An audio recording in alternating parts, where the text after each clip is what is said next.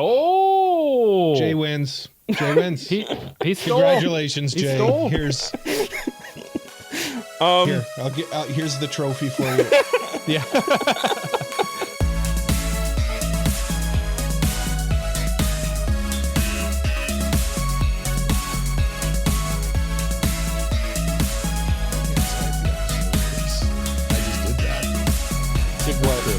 Oh no, wait, I have control. Merry Crombu Weebs, my name is Cole, his name is Mike, his name is Jay. We like anime, and this is episode 123 of AniPro. And on this week's episode, Wakey, wakey, it's time for school. we're going back to school.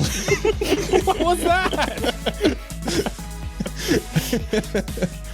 Just had that one in the holster, eh? I had that one ready to go. Downloaded it specifically for this moment. That's in the second half, but in the first half, we have our manga review for this week, which is RuriDragon. But before we get into any of that, I do have to just apologize to the listeners. Michael decided that now was the appropriate time to begin eating. So I'm just sorry. I'm just sorry to everybody. No one will ever know what you're talking about. I don't even understand what you're talking about. I've never ate before in my life. If only we had a visual partner to be able to allow people to see what's going on screen. Mm-hmm. Yeah. Mm-hmm. If only that were a thing. Yeah. If only we were like also on YouTube or something like that. Yeah. Find out on YouTube what is being eaten while we're recording.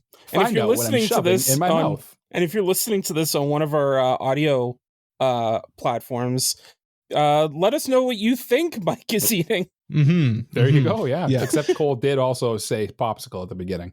It's also not a popsicle. It's like a coconut cream sickle, I guess. I don't know if that's quite a popsicle. It's a popsicle. I'll push back on popsicle on that. It's a popsicle. You pop it Is in your mouth. You pop it in your butt. What? Ooh.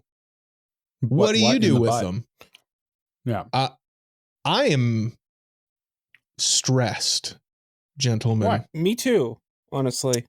Well, I have joined the club, the ongoing masochist club that is Elden Ring players, and yes. I'm having a hell of a time with that one. Yeah. Have you killed the dog that was chasing you yet? Oh yeah, I killed the dog. I killed all kinds of things and have been killed many times as well. Nice. Yeah. You know how like in movies, the whenever like someone kills a dog or like a pet, it's like a sign that they're the villain. Mm-hmm. Yeah. Just something to consider, I think. Yeah. I mean, think of the movie Signs. Yeah. The kids, they're the real villains when they kill that dog. I don't remember that part of that movie. Think of JoJo's Part 1. Yes. Does Dio kill a dog? Yeah, he does. Yeah. Yeah. It's like what's the dog's name? What's the dog's name? Danny. Oh, yeah, that's right. Danny. Danny boy. Yeah, he's cooked. Part 3. Cooked, boys. Yep. How many dogs die in JoJo's? A lot. You'd be surprised, like actually. More than average. More than average. Yeah, more than you'd probably think. Yeah. Higher than average dog casualty count in JoJo's Bizarre Adventure. What's his name? The JoJo's Bizarre Adventure mangaka. Jay, help me out. Araki, huge cat guy, not a huge fan of dogs. Yeah. Well, sorry, I don't mean to like hog the spotlight. How are you guys doing? Jay, you said you were a little stressed. Just a little bit. Do you want to use this platform as a healing as a coping mechanism? As a healing method? So I'm still reading the beginning after the end as I do every week, and there was a time where I told Mike, because he asked like, "Oh, does it get better or does it stay as bad?" And I told him, no, it gets a little bit better. But when I said bad, I mean like not like this is a poor quality book. I mean like does it get good? Do things do things work out in the end for Arthur do things here? Right. Yeah. So I just want to say, when I said it gets better, no, it gets way worse. It gets way, way worse. He stops using words. Like, it's just random letters that you have to decipher. There's like a whole page that's just like a scream. No, I'm joking. No, that was just Jay. His tears blurred the letters into just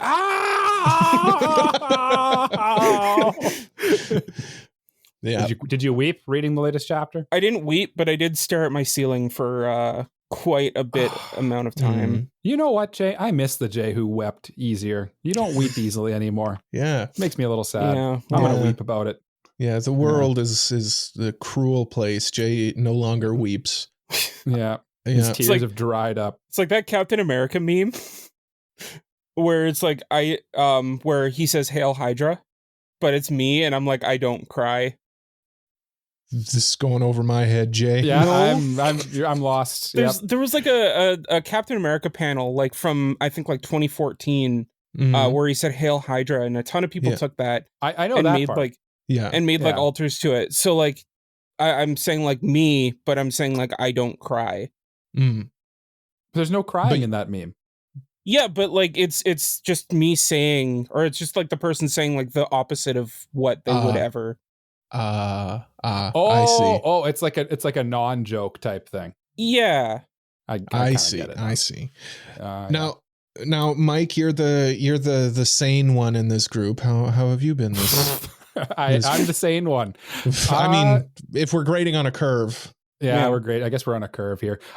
Speaking of saneness, it's getting nicer out because it's springtime. And you know what springtime is great for? Mental health. Touching grass. Touching grass, going outside, getting some vitamin D and fresh air, walking around, cleaning up my yard, stuff like that. It's great. I'm just enjoying the springtime. The other thing that I did recently is I bought, I guess this will be old news by the time this comes out, but I bought eclipse glasses to go view the eclipse that's coming up in the coming days here, because I have this attachment to my corneas and retinas on my eyes that I just kind of don't want them seared off by the harsh rays of the sun, you know? Yeah, no, that's fair. I mean, cowardly, but fair. You don't need to know the new colors that the sun's rays will give you. Oh, what if this eclipse like unlocks like the new color? I'm trying to think of what the name of the new color would be, but like, how do you even describe a new color? Yeah. Let's name the new color. I'm gonna call it Spite. Spite. Spite is good. I'm gonna call it. I'm gonna call it Glorm. I'm gonna call it Durgon. Durgon. I like that. Durgon. Yeah. Durgon. Yeah. Before we start the manga review, Jay, do you have a new manga that maybe you could hint at for us to review? Sure. Let's do that. So I originally decided on one like very early on, and then like as we approached closer and closer, I was like, I don't know if I want to do this just yet. I was gonna say, I'm surprised that you have, because you have like all of your anime reviews and all this other stuff like plotted out for 7 years in advance. Pretty much. I'm surprised that this one is coming off the cuff. But we're gonna do it anyway because I think it's one. He's no longer crying. He's not sticking to the schedule. No. What happened to my sweet baby Jay? Jay, where did we meet? In space at the space place. Oh, I knew it. Caught him. We caught him. We got him. Ladies and gentlemen, we got him. So, I did initially scramble and go looking like, okay, maybe we'll read a manhwa, maybe we'll read something else, but I think we should read the thing that I originally chose. Okay, but never mind. We got real Jay back. No, he's back. We're back on track. Is what I'm saying. Yeah. Oh, we're so back. It is a manga. Okay. Good start to this manga review. It is a shoujo manga. I like it. Okay. The genres are drama, music, romance, and slice of life. And it is sitting at an 88% average score on my anime or on any list. Okay, so we can mull that over. Yep. And let's begin our review of the lovely little manga that's known as RuriDragon. As of right now, I believe there's 11 chapters out? That's what I read, yeah. Yep. 11 chapters. Yeah, we don't really have like a set number of chapters that needed to be read for this one because it is fairly new. It was on a fairly long hiatus for a while, and it's just come back, so we felt it was I think 11 chapters is a good number. That's probably what will be in like the volume 1 of this is 10 to 11 chapters. Yeah. It feels right. It feels good. So this was my pick, by the way, for our next manga review. Let me just quickly read the synopsis as provided by Viz, and buckle in, boys. This is a long one. Okay. Ruri faces the usual issues: pushy classmates, annoying teachers, and ... waking up with dragon horns. Oh my gosh. And that's I did find a longer one on my anime list if you'd like me to read that one. Oh, sure. I mean, if you've got really it there, captures it. Yeah. Ruri is just another average high school student until she wakes up one morning to discover horns growing out of her head. Confused and unimpressed by the change, she shows them to her mother. However, her mother remains unfazed and reveals a shocking truth. Ruri is a half-dragon. Although Ruri has no idea what to make of this sudden development, she decides to go to school like normal, hoping that another ordinary day awaits her. Which, sidebar here, she has horns growing out of her head. It's not going to be an ordinary day. But it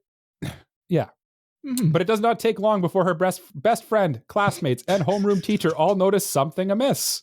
Swarmed by people requesting to look at, feel, and take selfies with the horns, Ruri realizes being a half-dragon is going to be much more chaotic than she expected. No, that's probably a little bit more in depth than the one that I read. I mean, the one you read really it does capture it. It sums it up. I mean, you're thrown into it just as much information as the main character is at the start of the story. So the setup is Ruri finds out that she's a half dragon. Her estranged father, who's not in the picture with her and her mom, is a dragon. And she didn't know that.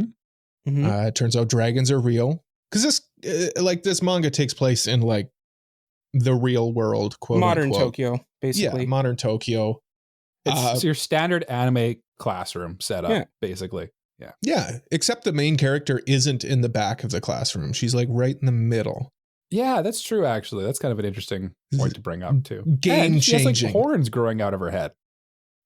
I think like a big thing with this is Ruri is just like normal as normal can be. Other than she has dragon horns coming out of her head. Yeah. And she kind of acts more like a regular person rather than like, oh, I'm a wacky person who has dragon horns. It's just like very grounded. Yeah. Like the first chapter, a lot of the comedy comes between her and her mom, like how her and her mom interact, which is very like organic. The mom is kind of doting a little bit, not like overprotective or anything at all. She's quite like passive with everything that's happening. But Ruri's reaction to her mom is just like, you get away from me, gross. Like very, very like standard preteen teenager stuff going on. Yeah. So I like that aspect of the manga. Like the character dynamics in it are very realistic, I would say. Do you guys have thoughts on the character dynamics? I do agree with what I was going to bring this point up as well. Like, I think that the way the mom and Ruri interact, as well as her with her friends, all feels like very wholesome, but also like grounded and real at the same time. Yeah. They kind of chose to make like the younger kids in this all talk like kind of in slang words and stuff like that. And which is something that kind of like makes manga not age super well, but it really kind of emphasizes the fact that like these are like young kids. They're a little crazy and zany like kids are, and it just makes you. It's like when you read what was it? What did this remind me of? Yotsuba and a lot. How she talks like a 5-year-old girl. You know, like it's really believable that this is like a preteen or to teen girl who's undergoing strange changes through her body that she doesn't quite understand. It's an allegory. Her mom's helping her work through because she understands them. Yeah, it's almost like it's a big metaphor for puberty. Didn't expect to get puberty on the podcast this week, did you? Jay, what are your thoughts on the character dynamics? Yeah, I think what both of you said kind of sums it up, but the comment that I've heard and read that I really appreciate is like, it doesn't have that like how do you do fellow kids energy that a lot of manga will have, but like it actually feels like kids that age talking and interacting with whoever it may be, whether it be people their age, older, or whatever it be. And I really appreciate that. And I think honestly that's probably where this story shines the most is character interaction and how real it feels. Right. One thing I suspect is that this mangaka has a young child or has had a young child, because like it just seems like everything seems believable in this. She's young or he's young. They're only 25. Yeah. They're a young person yeah, themselves. So yeah, I think that's maybe what they're a little more connected then. I think that's where it comes from. Yeah, to the youth. They started their first manga was when they were 17 in Jump Cross. Yeah. Yeah, no, I think that really benefits the kind of how everybody acts in it. And going off of that, like the adults act appropriately as well. Like I love the teachers just in the first chapter, he's just like, what are those things on your head? Oh, they're horns. They're just growing out of me. His line is, are you okay otherwise? Yeah. Okay, then. Okay, whatever. Yeah. Everybody in this manga is just like super understanding and like they're in on this whole like dragon thing, except for the people who aren't, which I think that's going to be something like, I think it's starting off a little peachy and rosy at the beginning here, but there's definitely signs already that maybe because when the reason why they're also peachy and rosy is because her mom explained this all when she was missing school and stuff, right? They kind of cover that. But I think that there are enough hints towards maybe some characters aren't all okay with Ruri's situation. Like they find it a little uncomfortable, maybe. I'm not sure exactly yet, but we're definitely getting some hints towards that, I'd say. There is definitely, as of right now, I mean, things could change in the next couple weeks, but like right now, there's one character who's basically expressing like the don't talk to me energy. Yeah. And I think at the same time, like if it was just a wholesome slice of life story, like I feel like after a while it might get a little stale. So they kind of need to mix it up. I agree. I think it's kind of like the stuff that's going on with the dragon, and there's enough mystery here that kept me hooked and kept me wanting to know more. Like I said, I feel like there's a bit of darkness brewing a little bit, but I also think that maybe some of these other characters here that are so understanding, maybe that there's going to turn out to be a reason why they're so understanding beyond just the mom talk to them and kind of brief them beforehand. Like in particular, I thought like the mom and the teacher were a little, as the kids say, sus. Sure, they're like super understanding and stuff, but I wonder if like there's more people who are these like hybrids or stuff like that, or like they do say in the manga that Ruri is the first human dragon hybrid, but I question that a little bit because they seem too okay with it immediately. Yeah, but then again, this is an Iyashikei, like it's supposed to make you feel comfy and wholesome. But my thought is like one of the major themes of this is like the acceptance theme.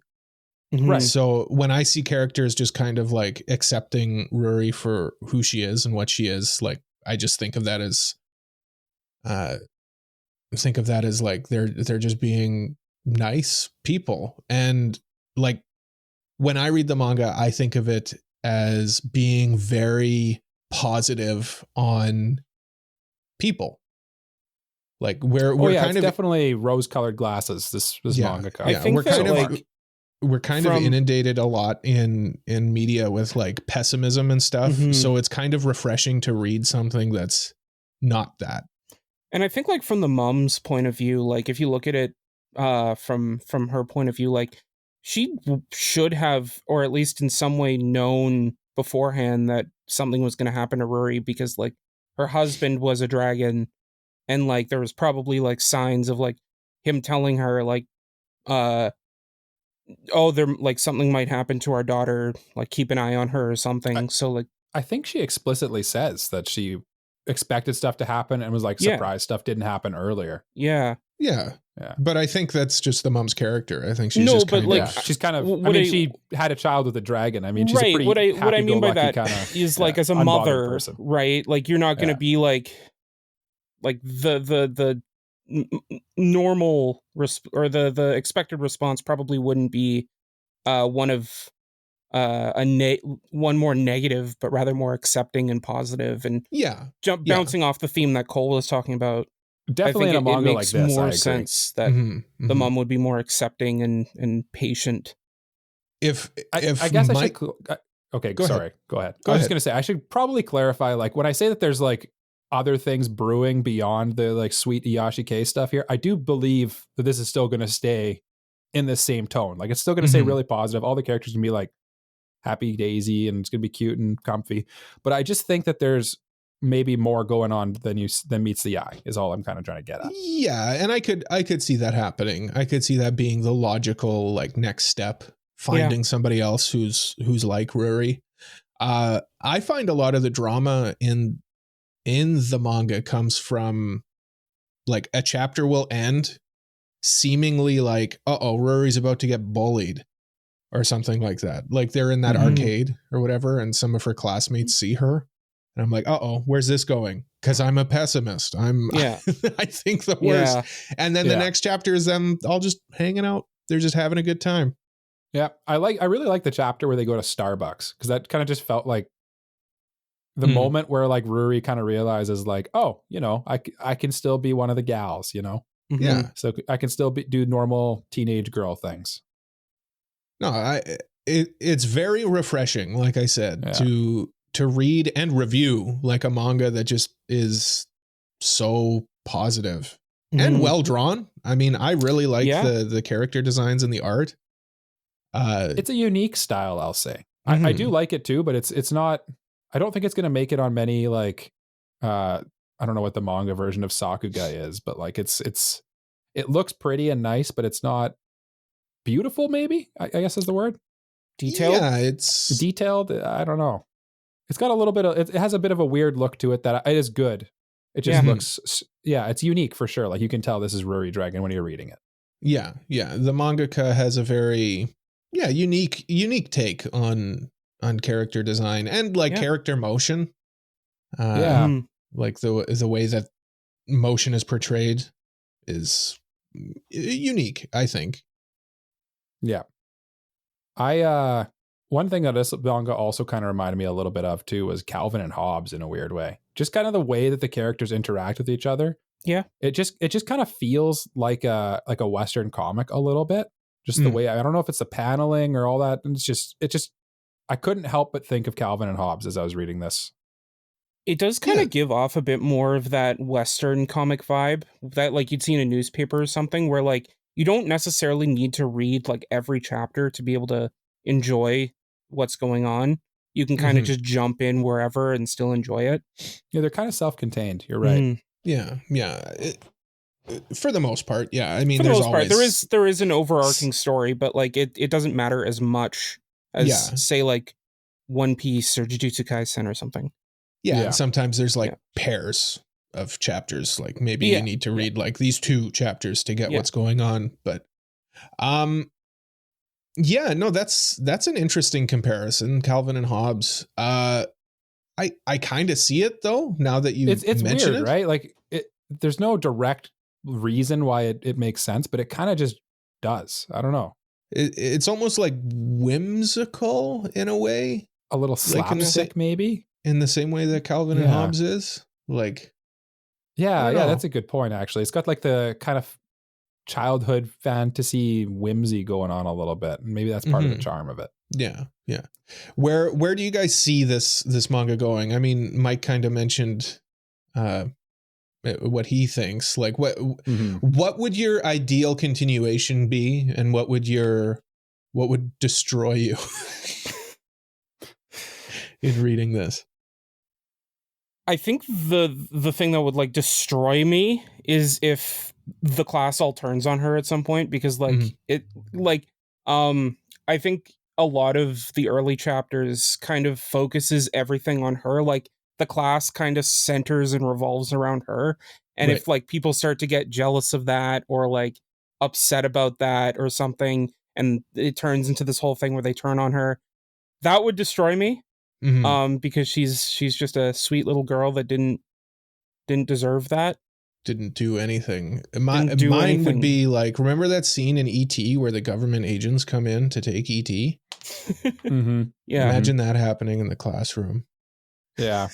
I recently just caught up on Chainsaw Man as well. And something just recently happened to Denji. And that would also destroy me too. It was similar to your government agent type theme, Cole. The government comes and takes them and does things. Yeah. I don't think that's happening though, for what it's worth. I don't. No. That doesn't seem to be. Yeah, that doesn't seem teased to at be along here. the lines of this story. Yeah, That would be a wild left turn. that'd be quite the twist. Yeah, Very bold of them if they choose to do that. yeah. Where do you guys think it's going though? I kind of already talked you guys' ears off about my theories a little bit about maybe the teacher and the mom, or maybe she's like a samurai or something. My biggest worry about this story is that like it just goes into a loop of it's revealed she has a new power. She does something to kind of learn to control it. She figures out how to handle it. Back to status quo, loop and restart kind of thing. And I hope that doesn't happen, but I could definitely see that being a potential kind of that kind of seems like the easy way out, I'd say. Yeah, and I'm worried that it's going to do that, but I'd like to see. I'd like to see like maybe the dad come into play a little bit. Yeah, I feel like he's bound to at some point here too. I feel like he's going to near the end is the thing. Could be. Like that kind of seems like the Gon meeting Jing kind of deal. Like imagine an arc where like Ruri goes and hangs out with her dad in, I don't know, Dragon Land of the dragons, to learn how to be a dragon. Mm-hmm. Yeah, I feel like that would be a change that would really change up the formula without it being too. Maybe like a summer risky? Vacation with hanging out with dad or something, like they go camping or something. Yeah. I could see that being. I could see that for sure. Mm-hmm. Because Cole reads through his list of questions to ask his co-hosts. Well, who would you recommend this to? Who would I recommend this to? Yeah. I would I don't think that there's anything in this that would be offensive to anybody. Like it's pretty universal. I'd probably recommend this to anyone, but Mike's comparison to something like Yotsuba End. Oh yeah. No, Yotsuba End. Okay. Specifically manga related. Mm-hmm. Or I don't know, something kind of chill like that. Maybe like Yuru Camp as well. Just I could see. I know one Cole likes. I've never watched it though, but I feel like Senko-san would be another one. It just seems like in the same Monster Girl, Yashike, comfy vibes a little bit. Yeah. And I feel like the obvious one also is Kobayashi's Dragon Maid a little bit. If you want a much more mature version of essentially this with bigger grown-up people. Grown-ups? That's where that sentence was going. Yeah. Yeah. Mm-hmm. Jay, what about you? Yeah, I think I think like in a little bit of an argument toward the universal thing, I think if you're into anime for like shonen action or any kind of action story, might not be for you because like it might be a bit too soft. But like if you like most of the stuff in Shonen Jump, it's a Shonen Jump manga, so like give it a shot. It's also only 11 chapters, so like not too much of a commitment if you want to start it. Not much of a time investment on this one. Yeah, you're getting in early too, right? Yeah. It also will be bi-weekly after a little bit going forward, so you'll also not have to scramble to catch up too much if you take a little bit to decide. Yeah. Do you guys? Jay kind of touched on. I don't personally don't think anyone who's like say only watches like Naruto and stuff like that. They're probably not even thinking about picking this up because you can kind of tell what it is from like the cover. Yeah. But do you guys think that there's a chance that as Ruri uncovers more of her powers, that there could end up being a bit more of an action element to this? Because I could see it going a little more. If the manga is about to fail, yes. Okay. Yeah. I actually hope not. I agree. Yeah. I agree there. I like the manga for what it is, and I don't I don't think I would appreciate it jumping the shark. Do you know what I mean? Like, I don't think I'd appreciate it like, I don't think going off the rails. I don't think she's fighting anyone per se, but I think she could do more action heavy things. Like one of the chapters there where they went and played, her mom and her just went and did a bunch of sports. Mm-hmm. I could see them going more that in directions like that, I would say. Yeah. But I don't think it's going to turn into a battle shonen by any means. Watch it though. It will. Yeah. Again, like if it's about to fail, I could definitely see it just like changing genres to try and attract the lowest common denominator. But like, yeah, I could see. I'm praying that it doesn't. Yeah, I could see that. I would hope though that there's enough integrity to just say, you know what, if it's gonna fail, it's gonna fail. Let's just end it then, and like end it. Like give it an ending. Don't give it a conclusion. Yeah. No, I agree. Yeah, I think if something is going to fail, do it that way. Don't just jump the shark and try to do something crazy. Yeah. The issue is if like you want to be in Jump, then like some people will do whatever it takes to stay in the magazine. Well, you kind of have to, right? Jump's super competitive. Yeah. Oh no, I get that. I'm just, which I mean, in a perfect world. It is moving to Jump Plus, as I alluded to, but like still same idea.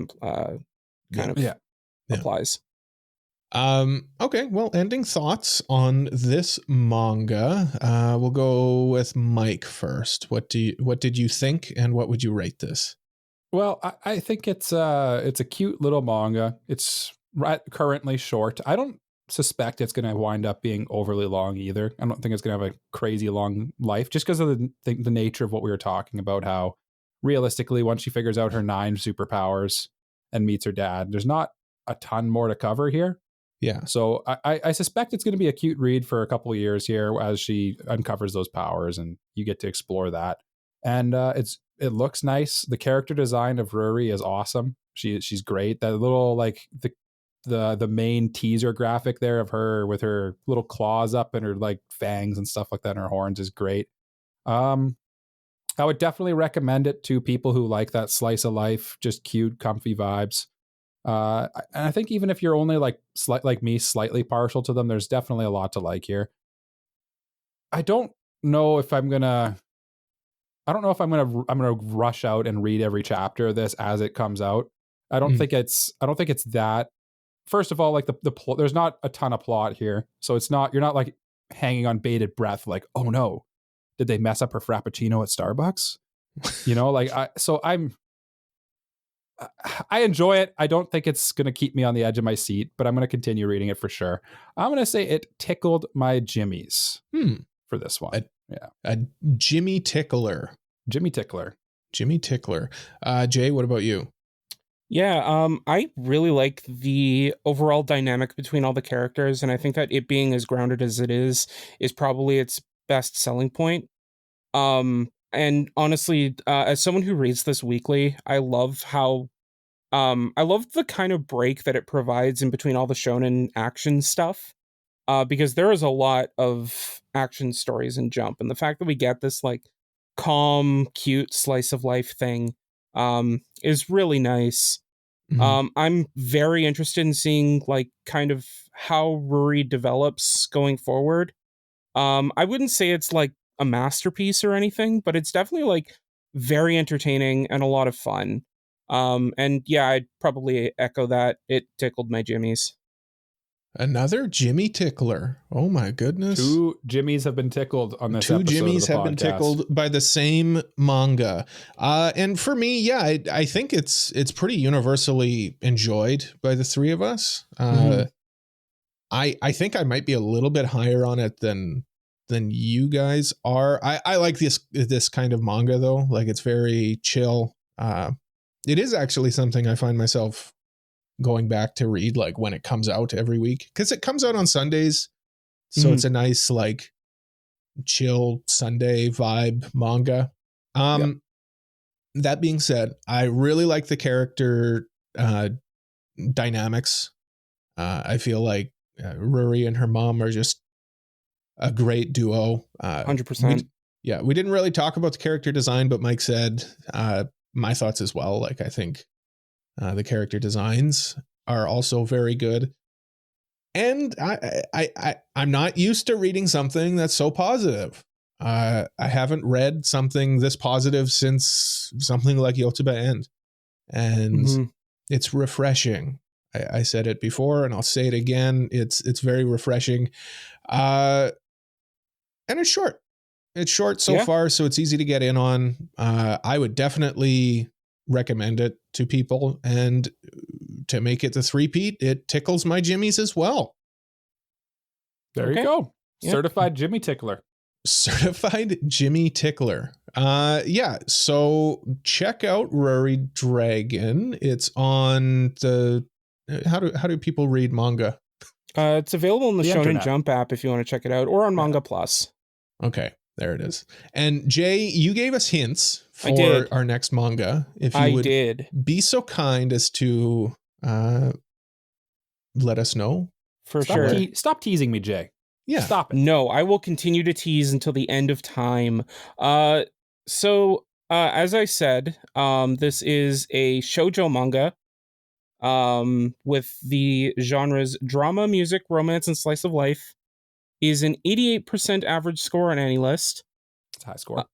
Very high score. And just to add a little bit more, it started in the year 2000.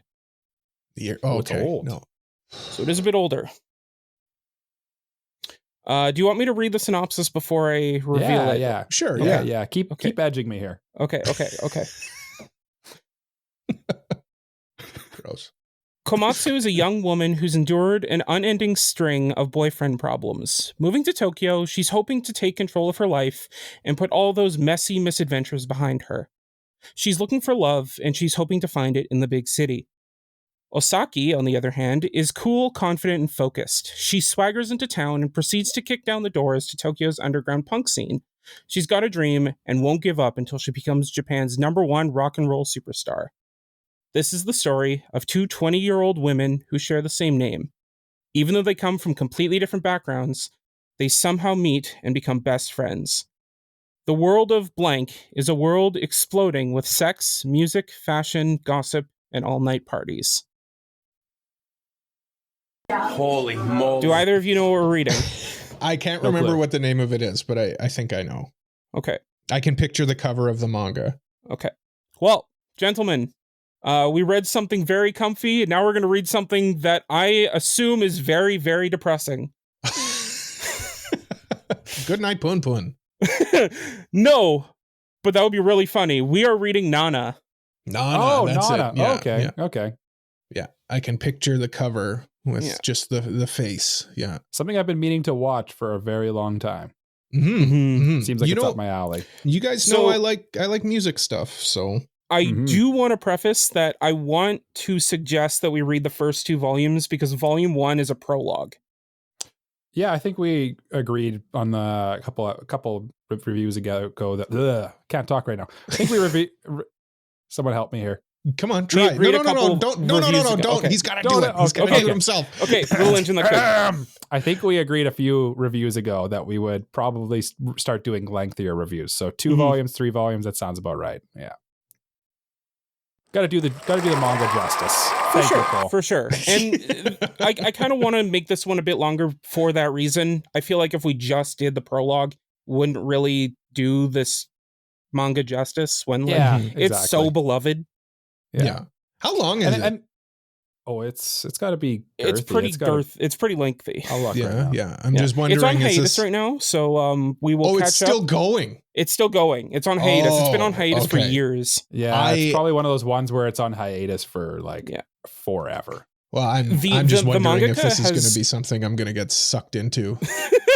That's what I'm hoping, because the reviews I read on AniList when I was planning this is the best drama of all time, and I'm like, oh, okay. Were one of the reviews, this is something that your co-host Cole will really enjoy.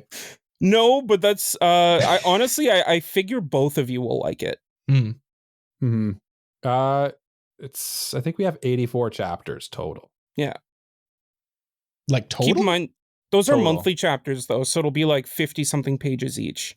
Okay. There are 21 volumes. The last volume came out in 2009. So at that point, this series is probably cooked and done. Yeah. She has said that she has no current plans to get back to the series. Oh, well, so if in other she's words, like, it's done. Yeah. It's done. Yeah. Which sucks because apparently it ended on a cliffhanger. Great. Thank you, Jay, for this. Volumes one is just one big chapter, I think. Volume 2 is chapters 1 to 4. Yeah. And volume 3 is chapters 5 to 8. So do you want to do up to chapter 8 then, boys? We can do up to 8. Sure. You guys? Sure. Okay. It doesn't matter to me. Let's do it. I said up to 4 because I thought it would make it easier for you, but if we want to do 8, we can do 8. I'm fine with whatever. I'll read it. Let's do we 8. Talk off air. Oh, okay. We're doing 8? We'll do 8. We're doing 8. We're doing 8. We hooked him, Jay. We got him. So stay tuned for the first 8 chapters, including the prologue of Nana. That'll be upcoming soon.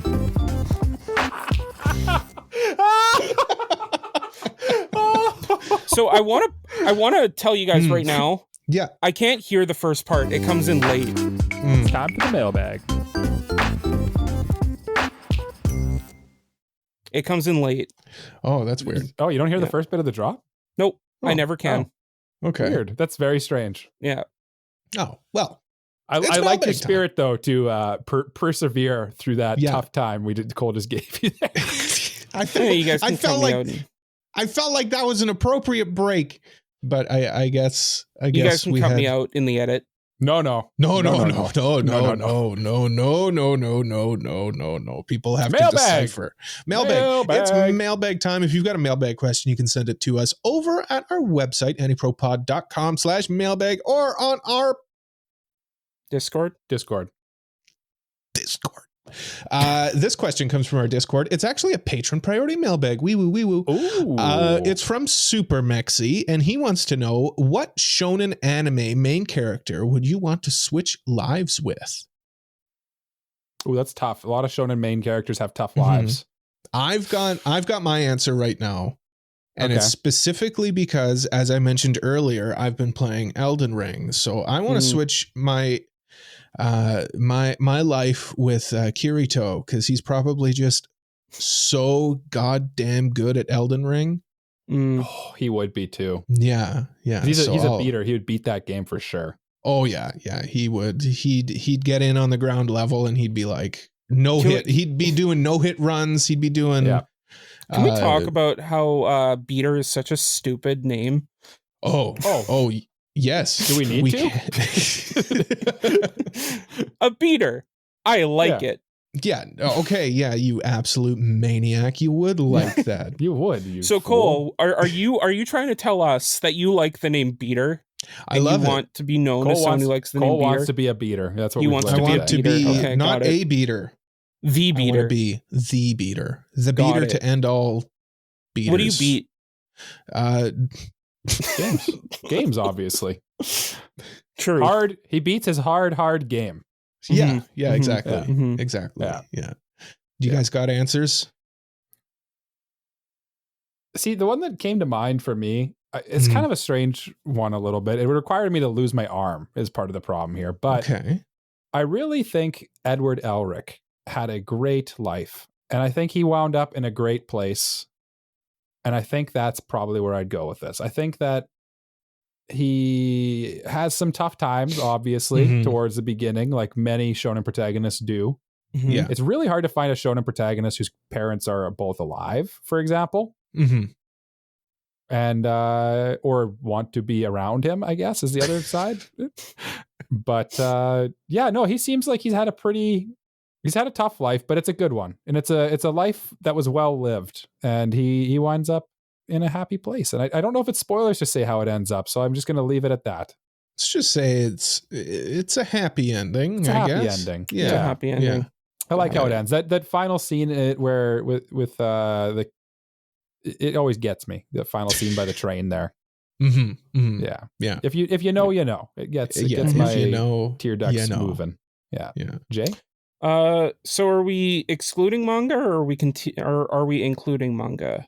The manga supremacist speaks again. You can do. Well, no, it says shonen anime main character. Oh, it does say anime. Okay. Anime.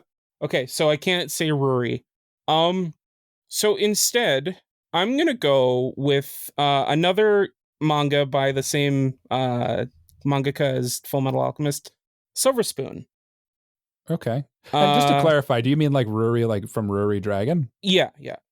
You want to be a preschool girl who has horns coming out of her head? Well, just a normal girl with dragon horns. I mean, okay. It's checking. Just checking to make sure that's what you're saying. Yeah, I mean, it's better than all the tragic lives of most shonen protagonists, but yes, true. He's got a point there, Mike. He does have a point. But you could, but because we can't go with manga, I'm going to go with Hachiken from Silver Spoon. I mean, he's just a guy who lives on who like goes to a farm school and learns kind of what he wants to do in life. And I think that's just like an average guy working on the farm. That well, Jay, like do I have a video game for you? It's called Farming Simulator. I think you'll love it. You can simulate your farm life. Oh my god, no. I mean, to be fair, I think that the toughest decision was trying to not pick a character that was from a battle manga, because like those are yeah. How attached how attached are you to your parents and friends and family? Very. Yes. Yeah, well then don't pick a shonen battle manga. Exactly. That's why this question's very tough. Yeah. I mean, I picked mine specifically just because of what I'm doing at this moment. Obviously, my answer would change probably next week. Honestly, though, Kirito's actually probably a great answer, because like other than like getting trapped in a video game and like having maybe a few friends die, really, he's had a pretty decent go at it for a shonen protagonist. Yeah, he's doing well for himself, if you know what I mean. Yeah, I think also Deku could be a good answer here, because realistically, he hasn't had that hard of a life either. He broke his arms constantly, though. Yeah, it also gets kind of rough near the end. I saw a recent manga spoiler, so I don't want to spoil the manga, but if you know, you know. If you know, you know. The theme of the episode this week. Yeah. I have nothing to say with regards to if you know, you know. Upcoming reviews or anything like that we got going on. I do actually, but I'm keeping it a secret. No, I'm just kidding. Well, obviously our next obviously our next manga review is going to be Nana, so that'll be next month, I believe. Yep. But we have some anime reviews coming up. In fact, we have 3 of them on the docket. We've got Girls Last Tour, which will be next, followed by Golden Boy, followed by Yuru Camp. Of course, in the description, should you forget, it's all there as well, on our Discord.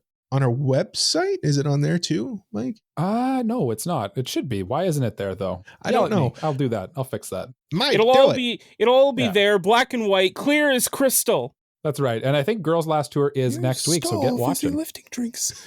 You bumped into the ceiling with now has to be washed and sterilized, so you get nothing. Okay, I'll stop. You get nothing. No, keep going. Keep going. That was lose. Good day, sir. What does the grandpa say to him as he's walking out? You're a crook. Too? You're a cheat and a swindler. That's what you are. How could you do a thing like this? Build up a little boy's hopes and then smash all his dreams to pieces. You're an inhuman monster. I said good day. Then Charlie gives him the candy back. That's right. I think after that, Jay might need a break. Yeah, I think so. I think we'll all need a break. After this. Yeah. So find out what we're doing after the break, after this. Break.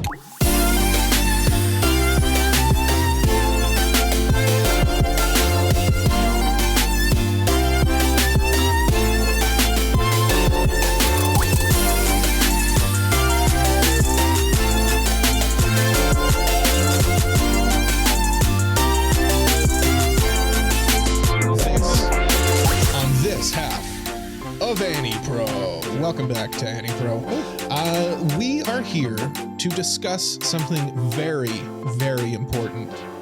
We're here to discuss the education system in our nation. Jay, what are your opinions on it? Well, it is a place. It is a way for children to learn. That is inarguable. Yeah, and it is also a way for children to learn about interacting with people in a control environment. And I think, Jay, it's very important to say that the education system and teachers are vital to the upbringing of the future of our nation. And that's why teachers should be paid more. Yes. And also, yes, that. Yes. And they need to stop teaching these kids the liberal agenda, if you ask me. No. So it's actually kind of funny. I had a teacher who, like, when teaching about prime ministers and like politics, would avoid teaching like modern politics because she didn't want to influence our political opinions. Okay, That's a good move as a teacher. Yeah, I appreciate that. So, Jay, you came up with a topic for us for the second half. I did we're come kind up of with dancing a topic. around it. Yeah. Yeah. So we have been so we decided that we were each gonna come up with ideas for a game, and it was my turn this week, and I decided to do another building of something episode, and this week we are going to be building a class. I like these building episodes. They're fun. But I think it's kind of silly to do like... It builds our friendship as well. It does. But I think that it would be kind of silly to do like 15 to 20 students. So like instead of making an entire class, we're going to look at like the important stereotype characters that would be in a class. Like just like in anime, there's like 30 kids in a class. But like really, do they all matter? You only care about 5 and the teacher. Exactly. Yeah. So we've got a list of different roles that will be in this class, including the teacher, obviously, the class clown, the class president, the popular kid, the loner, and the jock. Yes. And so begins the game? The game. And comment down below if you're on YouTube, or there's probably going to be a poll somewhere. Let us know which class you would like to be a part of the most. I think we discussed that whichever one you decide has the best class that you want to be the most part of, I think they get a point towards Cole's winning the teeny tiny trophy away from Cole at the end of the year. Yep. Can't even see it. So small you can't even see it. Can't even so see tiny. it. Okay, are you guys... How are we gonna do this? Are we gonna reveal the whole list? Or are we gonna go roll by roll? What do you guys roll? It's Jay's game, but I think roll by roll is the move. I would have gone with roll by roll if it were my sole choice. Well, it's time. It's very important. Oh, time for school. Class is in session. Wakey. I'm running late. Oh no, I'm running down the street. I've got toast in my mouth. And they're gonna lock me out. I never understood that about like anime. Like, is that a thing in Japanese schools? If you're late, you can't get in. You're locked out. When I went to school, they actually did that. Yeah, really? that happened. That happened for me too. If you were like super late, the teacher wouldn't let you in. No, I meant like locked out of the school. Oh, of the school. Oh. Yeah, I mean, it's one thing for the teacher to make you like wait out in the hallway. Yeah, that's normal. But yeah, no, locking the doors, the doors to my school like pretty much never locked, I don't think, unless it was like after hours. My school was attached to a community center, so I don't think they could get away with that. Yeah. Interesting. It's a safe space for children. They need to be able to get in. If you ask me. What if Godzilla's rampaging? They need to get inside. Yeah, exactly. Yeah. Okay, Jay, what are we starting with? What about Jay's game? Yeah, Jay, lead us down your trail. I say we end off with teacher and just start with class clown. Sure. Okay. Sure. Okay. I have a clown, and he is so silly. So what order do you want to go in? Because we can go AniPro order, Cole, Mike, and me. We can go draft order. It's your game, baby. It's your game. Well, I mean, reverse AniPro. Reverse AniPro. So my choice first. Yeah. Okay. Put him on the spot, Mike. Sure. That's true. Yeah. Let's make him as uncomfortable as possible. It's just so uncomfortable. No. I just feel bad being the one to be like, I'm gonna go first. I know what you mean. But I'm telling you to go first. So okay. I will go first. Jay, save me because I hate going first. Okay, fine. I will go first. So my class clown is a character that I think like we can all agree would probably be like the best class clown. Mhm. And that Mhm. is Denji, or as my autocorrect so aptly put it, Dennis from Chainsaw Man. I was hoping it would go Dijon. That would be funny. Dijon from Chainsaw Man. Yeah, I I feel like could that's see a this solid one. class clown. Mhm. Yeah, that's so- a good I class could see clown. So here's how I see this going down, how like he immediately gets established as class clown. I see like on the first day of class, he introduces himself and he goes, "My name's Denji and I want to touch boobs." And Sounds about some right. people will find Yeah. that funny, some people will roll their eyes at it. And that's Some basically people will just the hate him. average class clown. Yeah. Yeah. Very goofy. Very Mhm. goofy. Yeah, I could see that. I could see this one. Good pick, Jay. Yeah, no. Yeah. Yeah, Well that's a done. good pick. And he's like literally in school later on in the manga Yeah. too. So I was thinking more along the Yeah. lines of like first part Denji, because I was like, yeah, he's in school and I want to stay away from that, but like this is such a good pick for class Yeah. clown that Yeah. Mhm. I should If I also could- specify that I tried to keep people that weren't in weren't school. like in school, yeah. yeah, so did I as well. or like school um, wasn't an important part of their Mhm. character. Yeah. Like they might have been like Kirito technically in school. Yeah. Do you ever see him in school? Yeah. No. No. Yeah. I will say though, like because he is in school, and we do have this bit of knowledge to pull from, he isn't exactly the class clown. From what I can tell, he's kind of more of the like hang out in the shadows type A guy. little bit, Yeah. but at the same time, like school doesn't really play that big of a factor in No. Chainsaw Man. Yeah. And like I feel like if he got more of a normal life than what he has, he'd probably be Mhm. more a into little more zany and crazy. Yeah. Yeah. Okay. Good okay. pick though. Good pick. Mhm. Yeah. Thank you. Yeah. Thank you. Who I else? wanted to bring some critique into No, it. no, is I all. appreciate that. I appreciate that. Oh, I'm getting ready for critiquing. You guys It's not better all watch out. sunshine and roses. yeah. No. But who Oh, wants? that means it's my turn because we're reverse AniPro. Yeah. That's why Cole's looking at me like, hey, can you? I was going to say who wants to go please? next. No, it's me. I have to go next. Mhm. Nope. Well, now that I've cleared my throat of all that mucus, I have a certain character that I would like to unveil for you as my class clown. Okay. And he has a lovely name of Roswell V. Mathers. Okay. Roswell L. yes, Mathers, yes. sorry. Okay. From Yes. ReZero, the vampire count guy. I think he brings an interesting vibe to the class clown role that I Sure really I roll with. He's kind of a little crazy. He goes out of his way to be weird and zany just by the way he is. He's like this rich, eccentric clown, for lack of a better term. Mhm. And yeah, he's my class clown if you join AniPro Mike's class. Mhm. What do you guys think? I like the pick. I feel like he has more authority in ReZero than he Mhm. comes off as silly. He's almost scary to me.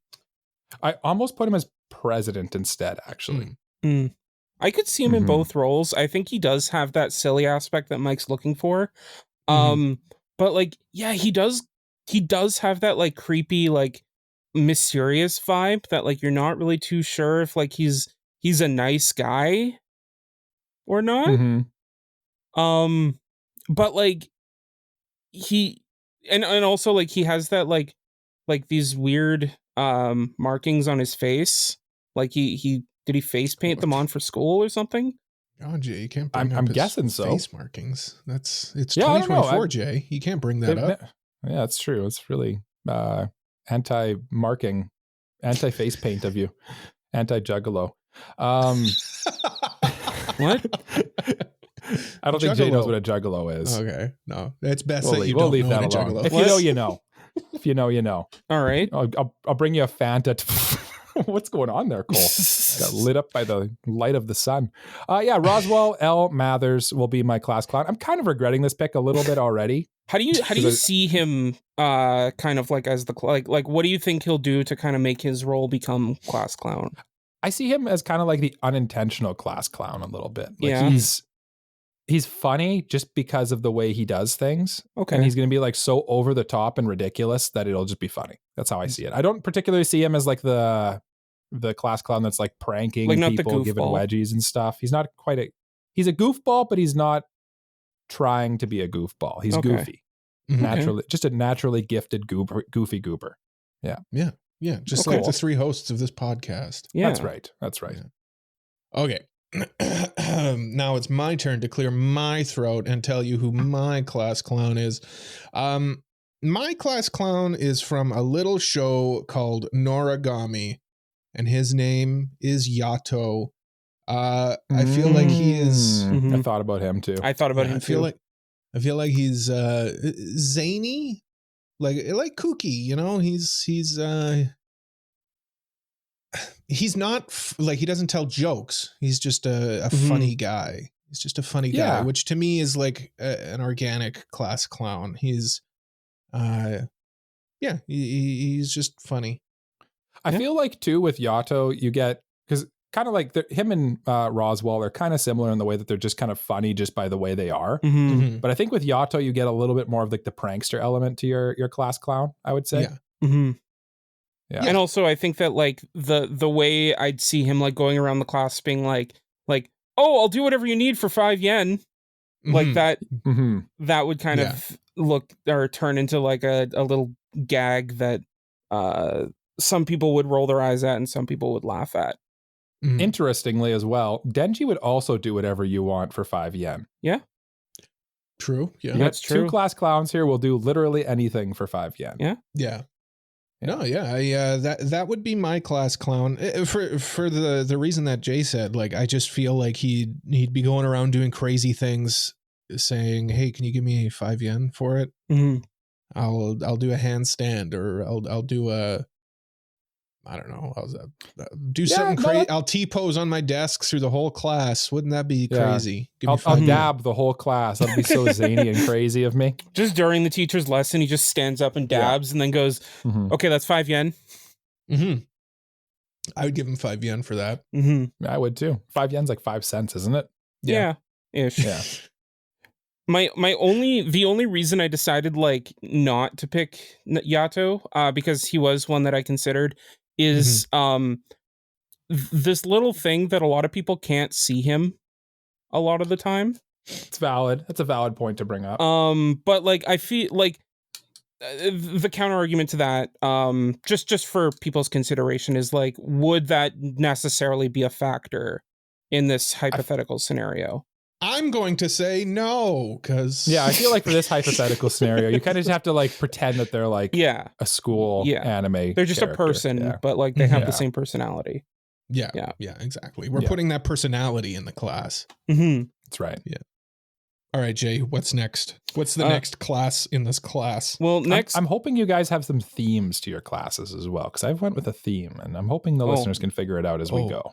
Well, I didn't. I did. Oh, okay. Well, stay tuned. Well, let me know if you guess my theme. I'm just gonna go down the list and go with class president for the next one. Okay.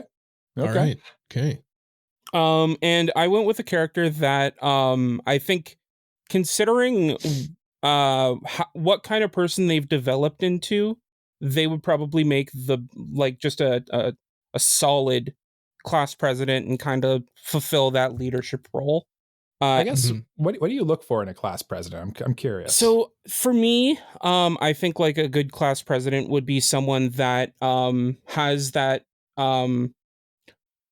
I don't want to say courage, but like just those like natural, or those like solid leadership values, like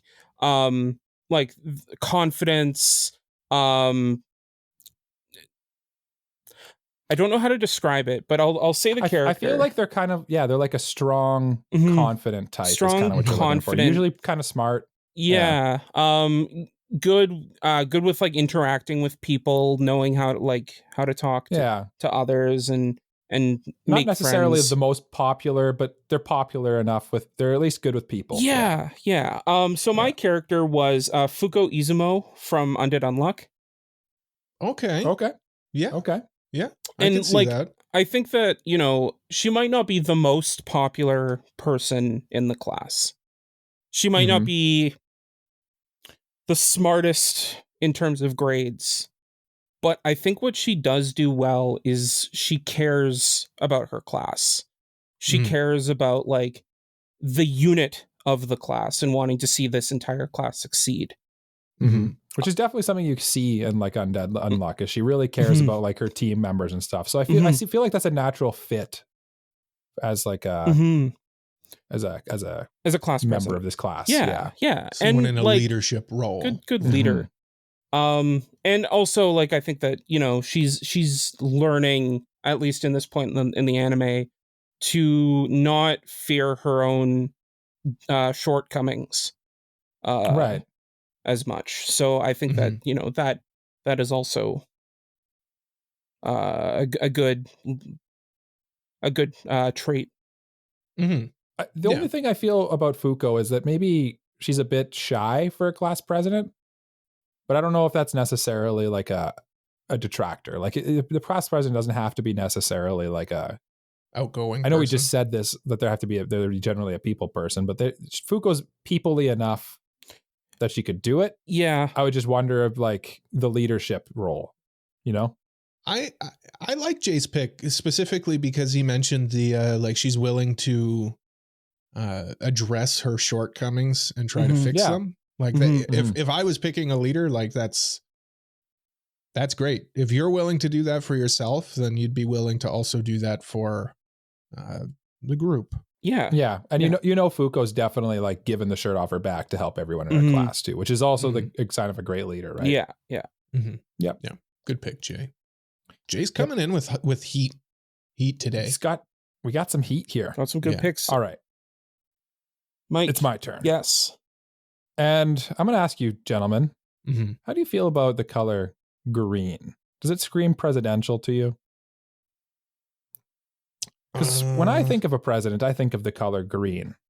And I also think of like a strong leader, very intelligent, capable, willing to lead large hordes of like ant type humanoid creatures that are like willing to take over the world. I'm thinking of Murem from Hunter x Hunter as my class president. Okay. Now hear me out. Okay. Scary, obviously. A little intimidating. But is established to be a fantastic leader. Almost genuinely probably should have took over the world as part of the plot of Hunter x Hunter. Because he just kind of got plot armored a little bit. He is caring to his own people. Yeah. Right. He is intelligent. He's one of the smartest of the Chimera ants. And I think he'd make for a great class president because for all of those reasons I've listed. What do you say? Okay. Well, here's my thought on it. I got to push back on this one a little bit because he's only got 4 fingers on each hand. That really freaks me out. So I'm gonna have to say that's a no for me. Really? Okay. The thing that worries me. I wouldn't have expected the fingers would be the holding point here, but sure. The thing that worries me about the fingers is less just like the aesthetic of it, and more just like the dexterity, like how. Yeah. Like, he's pretty dexterous. I'll tell you that. And also what them fingers do, right? Like you just think about that. What he lacks in fingers, he makes up in charisma. Okay. So what would his introduction to the class look like? Like the school year has started and he has to do his introduction at the front of the class. What is he saying or what is he doing? I think he's a pretty straightforward fella. I think he'd basically be like, "Hello, I'm Miriam, and I will be your class president this year." I think that's basic. It's boring, but that's what I see it being, and I think that's what you want in a class president: is steady, rock solid leadership. I have a question for the candidate for president. You in the back there. What's wrong with your hands? Are you making fun of my disability? No, I'm asking is it a disability? Is that? No, it's not a disability. I'm very capable. You called it a disability though. I was trying to think of a way to be offended by your comment. Oh, okay. Yeah. Making fun of the way I look? Yes. As he blasts you through the wall. Yeah. You're just kind of gone now. No, you're kind of gone away. In all seriousness, I haven't watched Hunter x Hunter, so I don't know much about this character. So everything you say, I have to kind of just go off of what you say. I know he's the leader of like the big bads in that arc. So There's And he plays. go ahead, Jay. I will and say, plays like, he chess does or checkers. kind of learn to care for humans, but like at the beginning, Right, but because the humans are not part of his class. Yeah. If you look at it, that's how I'm looking at it here. okay, Yeah, Okay. he cares about He's his kind of like people. in Classroom of the Elite, how the Class C president there, what's his name? Ryuan? The bad boy. Ryuan only cares about Class C. okay, Miroem's definitely only caring about his class. okay, Yeah. okay. Yeah. All Cool. right. Well, I wanted to pick somebody who is commanding, who is established as a leader, who leads a horde, an army of undead things that are creations of I him. see where this is going. Okay. I mean, Ainzul Gon, I'm going Yeah. with. Oh, Yeah. Okay. wonderful. Yeah. He's once again, he is obviously a leader.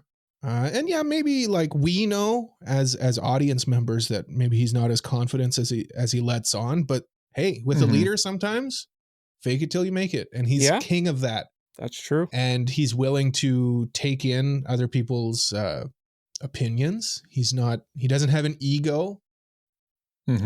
Also, he's a big skeleton, so people would be afraid of voting against him, which is important in a leadership race. Fear rules. Fear is truly important when it comes to this. Yeah. I think honestly, in terms of fear, I think both of your picks harness that very, very well. Yeah. I think the class president should have a little bit of intimidation to them. Yeah. Because, like you need respect comes with fear. And that's where I think we come at this approach here.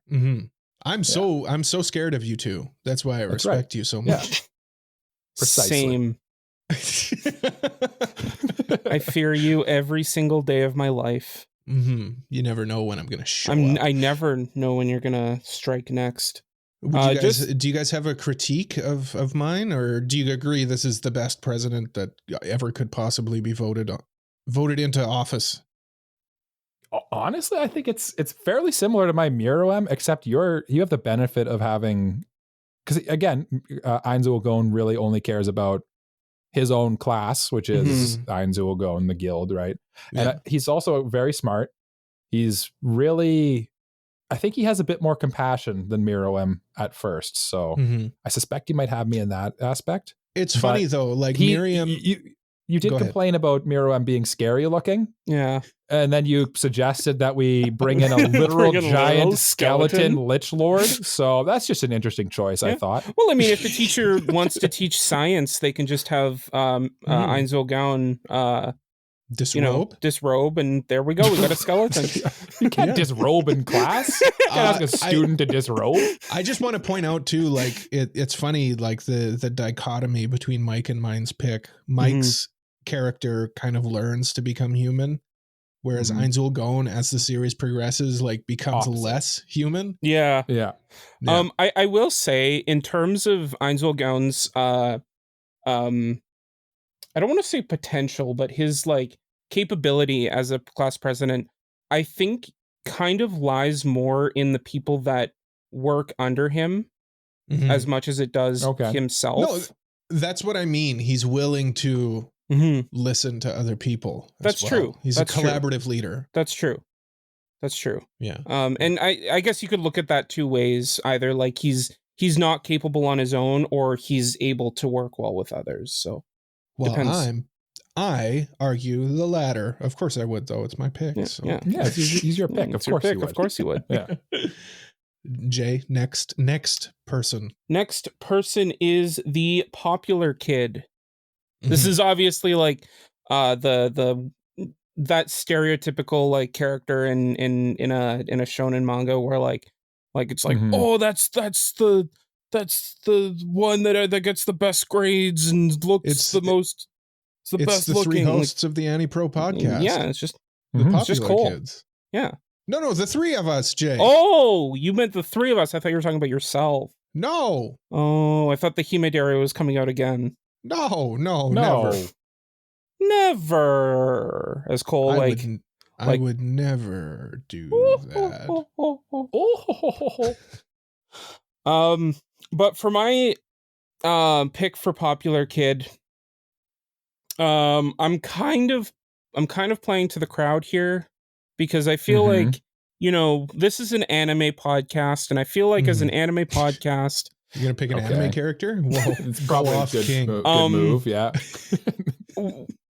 Anime fans like a certain type of character that I feel like is very, very popular. Okay. You're beating around the bush. I'm beating around the bush. What bush are you beating around here? I'm picking Holo from Spice and Wolf. Oh, Jay wins. He stole. Congratulations, Jay. Stole. Here's I'll get out. Here's the trophy for you. Yeah. I had a feeling that might happen. Thank you so much. So I mean, she's got it all. She, like very popular in like how in her looks, brilliant, gets excellent grades. Probably like great at athletic and all that. Like, I mean, she's what's not to like about Holo? What's not to like about Holo, Mike? Excellent points. I dare you to say something bad about Holo. No, I don't know if I have anything to say about Holo that's bad, honestly. Have you guys just off on a I haven't tangent? watched the new episode. Okay. No. I was going to ask if you guys have started the new I was going to do that later today. Okay. Yeah. No, okay, continue. I was waiting for our watch party. Yeah. The watch party. But like, I think like I don't know if she'd necessarily be like the most sociable person. Like, I mean, she does have like that quirky personality, but like she does when the story starts off, like he kind of Lawrence finds her like in that cart, and like the town doesn't really know that they don't really know about her. They just kind of like pray to her, I guess. Yeah. I feel like Holo's really good at like playing to the crowd as well. Yeah. Like she's almost chameleon like she can play, the damsel or the badass. She attack, but she also protect. Yeah. Kind of like that would lend itself to being like a good popular character or good popular human in the classroom. I guess. Yeah. Popular student. Now, does she have her ears and tail? Oh yeah, that is included because I felt like that would go well in the popularity bit. Okay, good. Yeah. Good. I will say, off the bat, I considered putting her for teacher because she is the wise wolf. I actually considered her for multiple roles on mine as well. But the reason I decided for popular kid is because I feel like she'd be very popular, and I already had a pick for teacher. So, okay, yeah, I think by like just her nature too, she's very popular as well, right? So that makes sense. Yeah, for sure. Okay, Mike, my turn. Popular, right? We're doing popular. Popular kid. Okay, I've selected an incredibly popular character, one that develops a cult of personality in which everyone must follow them because they're just so charismatic. Everyone can't help but be drawn to the leader of the Band of the Hawk, Griffith. Okay. Because Cole's mad. He's mad. I picked his character, apparently. Yep. He is, by his very nature, just like a magnetic type of person. Everybody loves Griffith because they don't know the horrible things Griffith does. But the point, if you don't know anything about Griffith, he is an overwhelmingly magnetic character, and he is incredibly popular, enough so to basically sway the opinion of kings and stuff like that, and develop an army of masses to follow him in his endeavors. And that is why I picked Griffith, the leader of the Band of the Hawk, as my popular kid in my class. Okay. What a great pick. Was that your pick, Cole? Yes. So I do think that is a very good pick for obvious reasons, as you've said. My only concern is that I'm not sure if he would or wouldn't try to usurp the role of class president from your class president. He would. I'm coming at this too, like, personally, I was not a popular kid in high school, so I always have a bit of a I don't want to say disdain, but I come at a popular kid as there's a little tinge of darkness to them. So I think that's why I felt like Griffith was a good pick. And yeah, he absolutely would try to usurp the class presidency. A few of my picks might.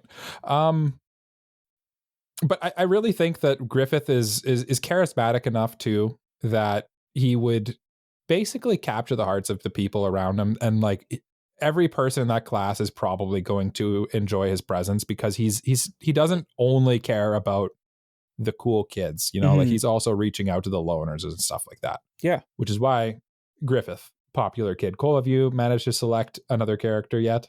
I found one. Yeah. Okay. Yeah. I'm very nervous about this pick because it's a backup. Oh no, I had this one planned the whole time. I'm going with something similar to what Mike said. Okay. And my pick is going to be Reinhard von Lohengram from The Legend of the Galactic Heroes. Similar idea as Griffith, except I feel like he is maybe a bit more. Well, I mean, he does achieve his ultimate goal of galactic conquest. Spoilers for something that came out in the 80s. It's about the journey, not about the destination. Yeah, so I would say him. Same thing, like he's very popular, he's very charismatic. Same idea, he'd probably try to usurp the presidency as well. But I mean, hey, if you're just a NPC in the class, that's exciting. Yeah, exactly. I watching guess people. Yeah, I'm rooting for the fun. I'm rooting for fun in this class. It's going to be an interesting watch. Yeah. Now I know maybe Legend of the Galactic Heroes might not be as well represented in our podcast. I don't think Jay knows much about it. I haven't seen Legend of the Galactic Heroes, no. Yeah. Now, Mike, though, you know a bit more. Absolutely. Yeah, like realistically, he's just basically kind of like a less evil. He's a good version of Griffith, kind of like he's just super smart. Maybe more Miruem and Ainzel Gon actually is more like he's just a very smart, charismatic person that kind of draws people to him. And yeah, I was honestly surprised that you didn't go with Char Aznable, Cole. Oh yeah, me too. That.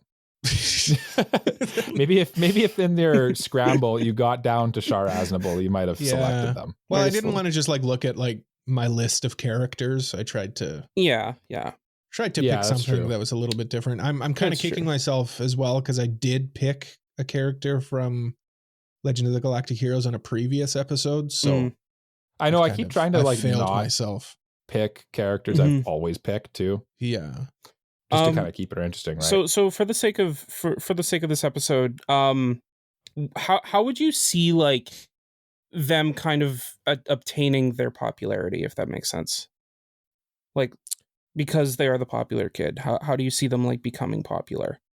I think it's just kind of like he's a very diplomat. My character is a very like diplomatic person in addition to being like a genius. So I just see that like he would be very not getting into needless conflicts with people. He's just kind of befriending everybody for his own gain, of course. But of course, yeah, that's what I would see. Like he would just be nice to everybody so that everybody is. I don't want to say so that everybody owes him, but so that everybody is kind of so that everybody owes him. Yeah. I think he's his like kind of crass nature and like his sort of upfrontness would definitely be endearing enough to make him pretty popular. Yeah.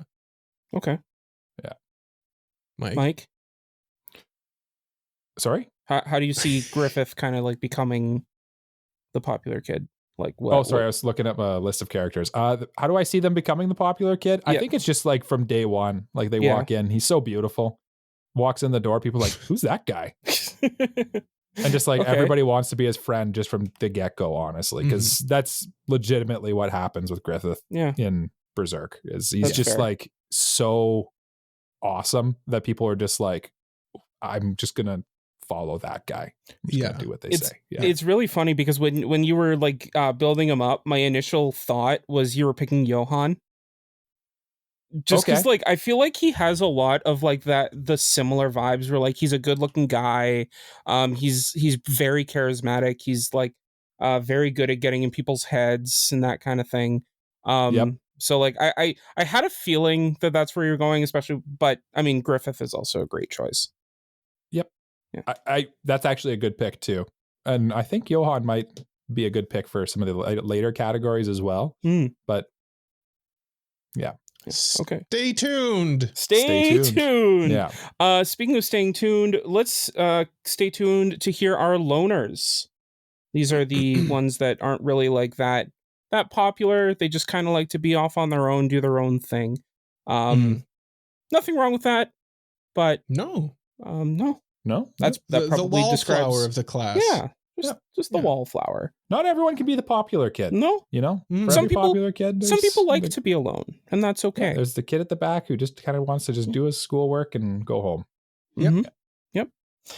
So my pick for the loner is from a show that I don't think either of you have seen, so I'm gonna really need to sell this character to you. Yes, you are. But I wanted to I wanted to put myself up to the challenge, and that is Kino from Kino's Journey. Okay. So Kino in their story is someone that kind of goes into a country and will not really want to interact too much with like the ecosystem of the country because they don't want to affect it too much. So I think for that reason they'll probably be off on their own, not really wanting to interact with the ecosystem of the class too much.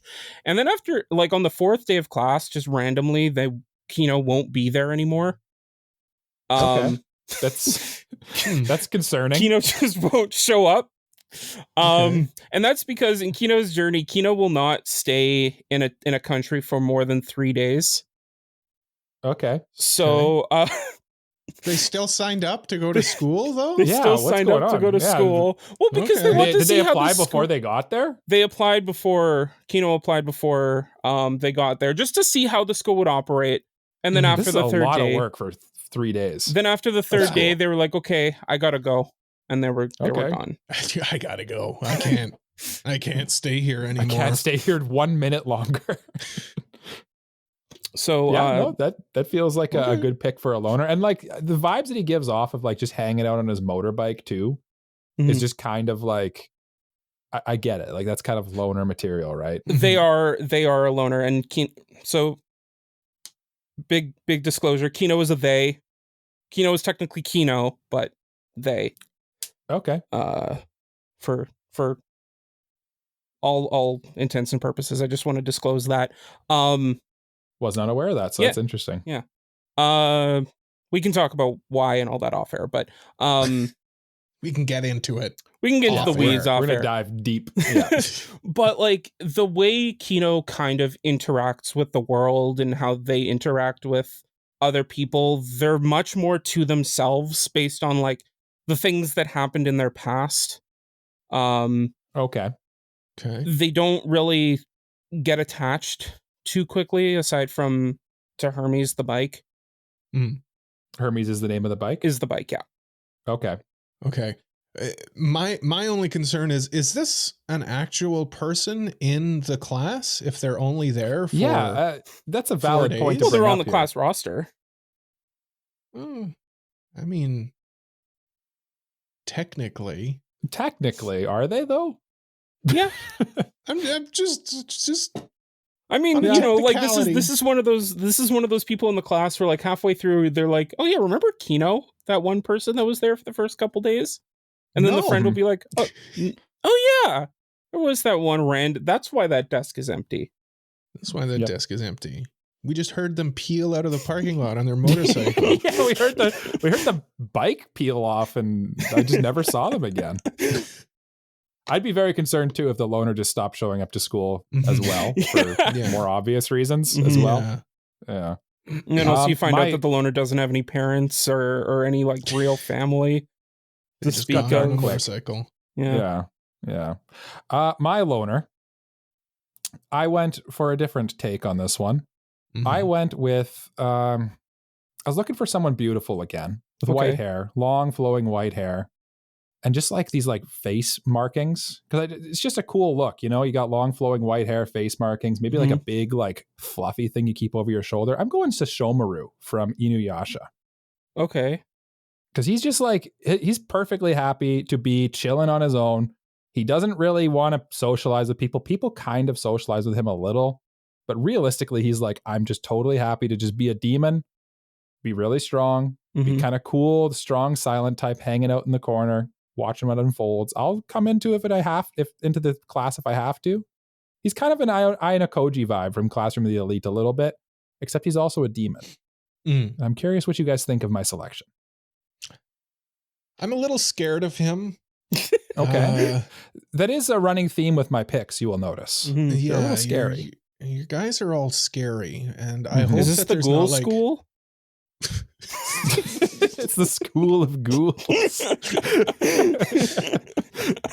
I just hope like I'm in the next classroom over, and I just hope nothing goes down in your class, because What do you mean? My class, they're all upstanding citizens. We've got We got some lads.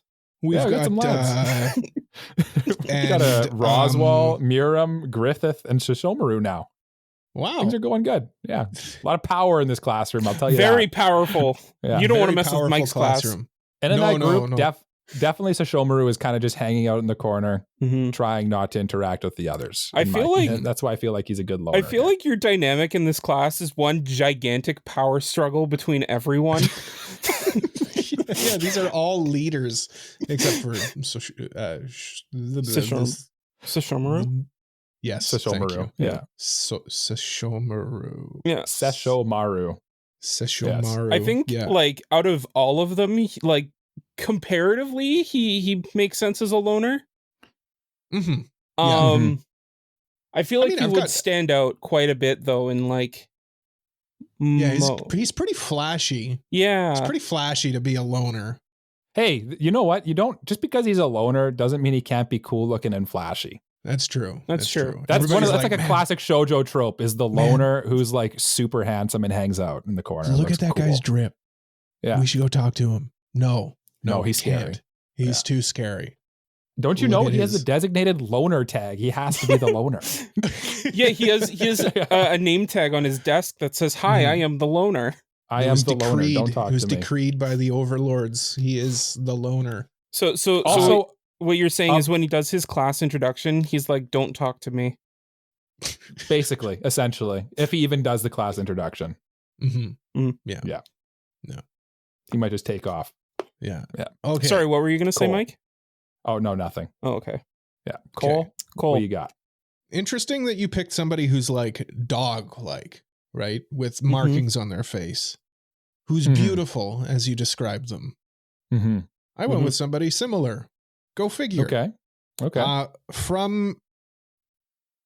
Listen, this is somebody who's going to be in the back of the classroom, back right seat on the window. And they're sitting in their desk, not like a normal human, but like, I don't know, very feral, I would say. Okay. And everybody's kind of staying away from her. Okay. And that person is from the Studio Ghibli film Princess Mononoke. San. Interesting choice. Yeah. Good choice too. Very, very alone. I like that choice. Thank you. So everybody's staying away from her because she's like frightening, a little bit. Kind of gives off like the scary energy for sure that you're like, I'm a little scared to talk to that person. Also, she is raised by wolves, so when she goes home, she's just rolling around with the wolves. Let's be honest, she probably kind of smells. She probably kind of doesn't smell. Smells, Yeah. but let's ignore that. Also, she is beautiful, so kind of off-putting in that sense as well. So like almost intimidating. Yep. And she gives off that vibe of like, don't F with me. Yep. Yeah. She also knows how to fight. She also knows how to fight. Very athletic. Honestly, probably like they're the type that's gonna like surprise you in gym class for sure. You're gonna be like, oh yeah. Didn't know she got moves like that. Yeah. Holy. She's look at how fast dunking she's on running. you. Yeah, she's running like a dog. Interesting. Yeah. By the way, we did a review of Princess Mononoke, so if you want to check that out, go to our other episode. I think it was episode 120 episodes ago. Yeah, it was like a couple episodes ago. Jay's pointing just in general directions of the episode. Over here. Yeah. In relation to the video on YouTube, it'll probably be like this way over here probably on the this side. way. Probably this way, actually. Is it underneath now? I thought it was. I don't know how on it the works. side on No, YouTube. it's this way. Oh, Cole one upped us. Yes, yeah. San from Princess Mononoke. Cole. Yeah, Loner. I think this is a winner here. You guys got nothing on San. Yeah, no, I think Probably the most lonerish of our picks, I would say. she is loner. She is a loner, but I will say her name also means 3, which is not a lonely number. It's Jay's favorite. This is Jay's 3 episode. What's going on? Before the episode, he said 123 is his favorite number because 1, 2, and 3. Yeah, because it's incrementally increasing in sequential order, and it also is like 3 digits, which is just like a magic number for some reason. Like it just appears a lot. Yeah. I just feel like 3 might secretly be your favorite number. Yeah, I think 3 is. And 1, 2, 3 is just like your secret way because you don't like 1, 2, 3, 4. I mean, it's and you don't fine. like 1, 2. It's fine. But 1, 2, 3, ooh, Jay awake. I like 1, 2, 3. I mean, I also like 2, 4, 6. Put eyes emojis on him in the edit. Yeah. Here, Cole, you do the reaction. You be Jay and I'll listing numbers. Okay. 1. He sleeps. 12. He sleeps. 123. He wakes. He rises. 1,234. He's back to sleep.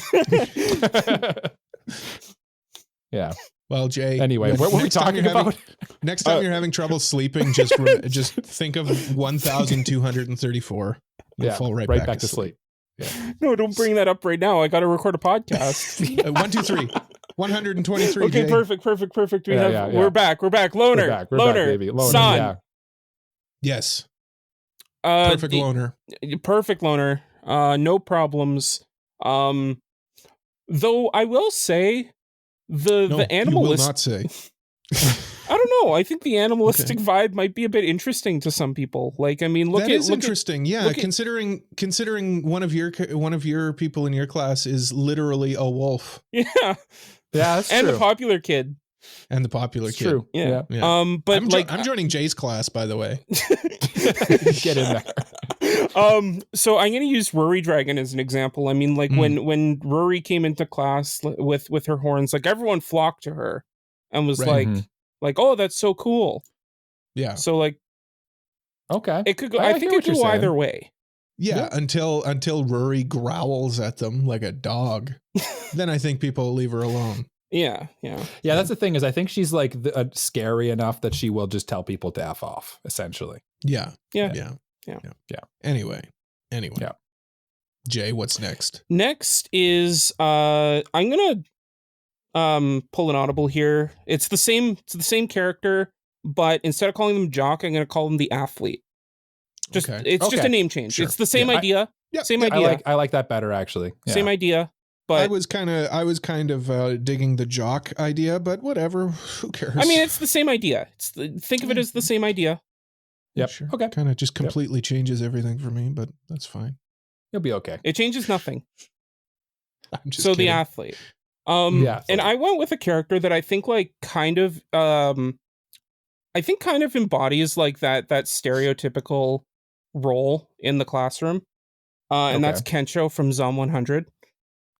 Oh, Okay, I like yeah, it. I like that pick. I think like, you know, he's got that like bro vibe that you see in a lot of those like stereotypical athlete jock types. I feel like you've done yourself a disservice by removing the title jock, because Kensho feels like your classic jock. Yeah, maybe. But like I don't know. I just wanted to use the word because like it's a nicer word. It's a nicer word. But like in terms of like the like stereotypical jock, I like he looks the part, he acts the part. He's beating up nerds. Yep. Stuffing them in lockers. Giving wedgies. Yeah. And flexing. swirlies, yeah. Yeah. Drinking a protein shake in the classroom for sure. Yeah, but I mean, like, also, he's just like a good buddy, you know? Like, I mean, he's just like great to his friends. He's got body improvement club type energy for sure. Yeah. Like, are you thinking like Mob Psycho 100 Body Improvement Club? Yeah. Is there more than one body improvement club? I don't know if you're every school has one. Yeah, I guess so. Yeah. I didn't know if you were speaking generally or like that specific one, but yeah, no, that's honestly a good comparison. Looks like trouble, but in the end, he's just a absolute sweetheart. Just a good guy. Mm-hmm. Also, he probably could have been he's like a good substitute for class clown if what's his name misses time. Yeah, Denji. Your class clown is. Slide Denji. right Denji misses time. Yeah. Yeah, I mean, if he has to go be Chainsaw class Man, clown? Denji's sick. Yeah, he's little the name tags. Yeah. They have designated name tags. Yeah, but you got a 2-for-1 here. You got another class clown. That sounds like it's going to add some fun to your class. For sure. Yeah. And like, I mean, sometimes he'll just like show up naked for some reason, and it'll be like, what? Kind of inappropriate for a school setting. Kind of a problem, but sure. Sure. Yeah. Seems to happen in anime pretty often anyway. So, yeah. That kid's naked. That kid's naked again. Yeah, we'll see what the teachers have to do about this situation when Jay reveals his teacher. Oh, yeah. But before we get into that, Mike, who is your jock/athlete? Okay, my jock/athlete. I went with much flashier pick than you, Jay. Okay. Much older pick than you. People are going to be wondering, this guy's kind of old for this class, isn't he? Who's this codger? Who's this Cars fellow from JoJo's Bizarre Adventure? And why are they a jock in this class? So essentially Cars is like an ancient member of what's called the Pillar Men. Mm-hmm. He's from JoJo's Part 2. So obviously you can tell that they are incredibly muscular. I don't know how much working out they actually do. They must do a healthy amount because they are jacked beyond all belief. Yeah. They're like those old Star Wars figures from the 90s. Like they got no business being that big. Oh, someone out there yoked. gets that joke. Yeah. I don't, but that's okay. Cars is definitely yoked out of his mind. He's also immortal. Immortal, yes. Very evil. Mm-hmm. And I think he's going to be a good fit in my class. He's going to bring that energy. He joins the power struggle. Yeah. Yeah, everybody in your class is just like terrified except for these 5 people.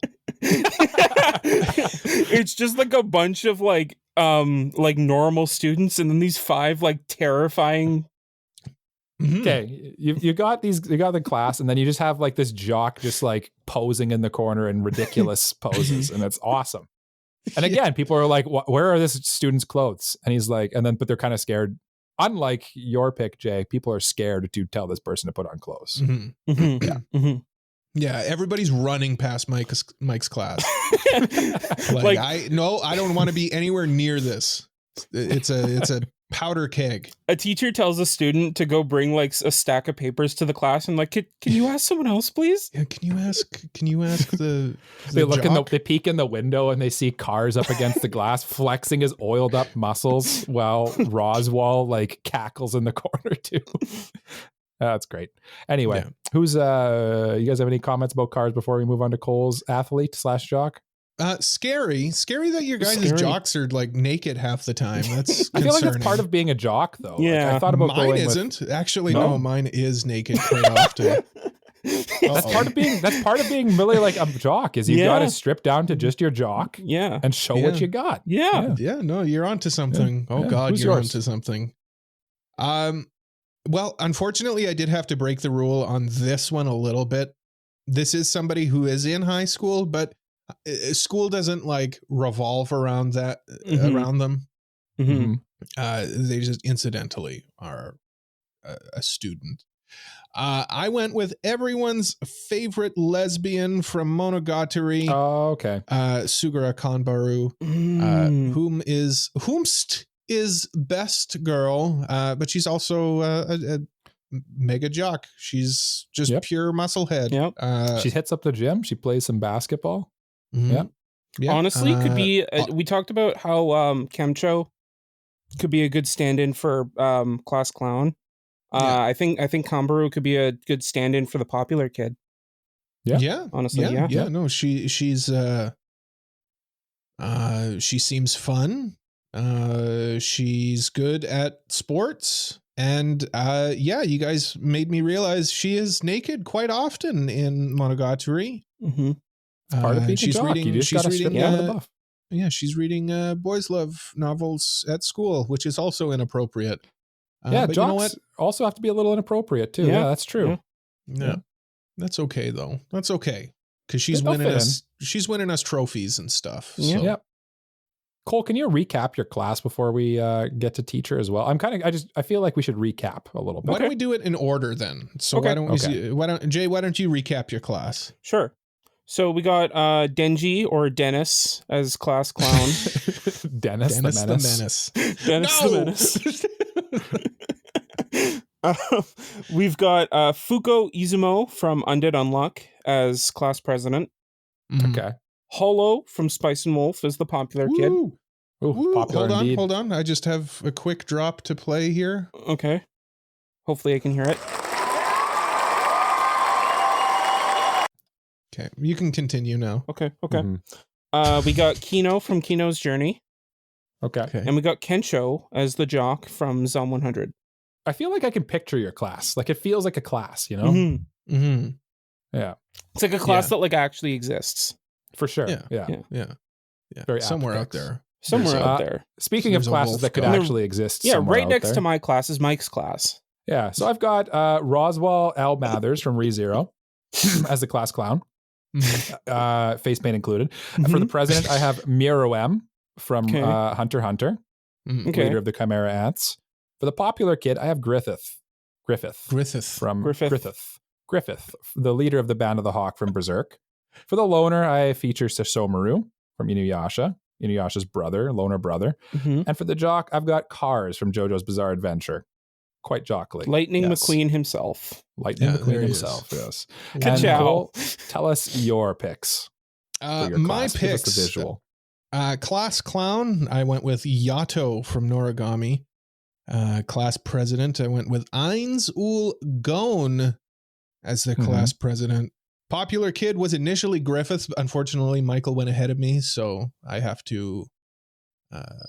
They're so popular, we both wanted to pick them. Yeah, pick somebody else, and I went with Reinhardt von Lohengram from Legend of the Galactic Heroes. My loner was San from Princess Mononoke, the titular Princess Mononoke, and my jock was Sugura Kanbaru from the Monogatari series. Okay, and I hope our teachers are fitting to our class because they're gonna have to manage these groups for sure. Yeah, I hope you guys, Mike, I hope you picked somebody who can manage can really your class. wrangle these students together. Yeah. Why? Yeah. They're perfectly good people. It's going to be like Pikachu. They're perfectly good immortal beings. Mr. Mime is going to be Mike's. Professor Oak. It's going to be Aharen-san. Just the quietest person. My teacher is a teacher with a millennia of knowledge. Boundful, endless supply of knowledge through her years of life as an elf. I'm talking, of course, about Freeren. I thought about Freeren as a teacher. She's such a very good pick classy pick, Jay. Very classy. Yeah, nice. I like it. Like she's lived so much that I think like her life experience alone would be like something worth teaching a class for. But like on top of that, like her magic knowledge and all that. And I feel like at the same time, like because she because like she doesn't really see time as like a nuisance, but rather like it moves very quickly. I don't think like she'd get I think like she would necessarily She's get like super patient, right? yeah. I Yeah. feel like Yeah. she'd be very patient with the students as well. All right, I just want to throw a wrench into this just for entertainment's sake. Yeah, for sure. Yeah. So yeah. she's the homeroom teacher of your class, Mhm. but what subject does she teach? Oh, interesting. History. There you go. That- He had it. Yeah. He had It's it locked obvious. in. Yeah.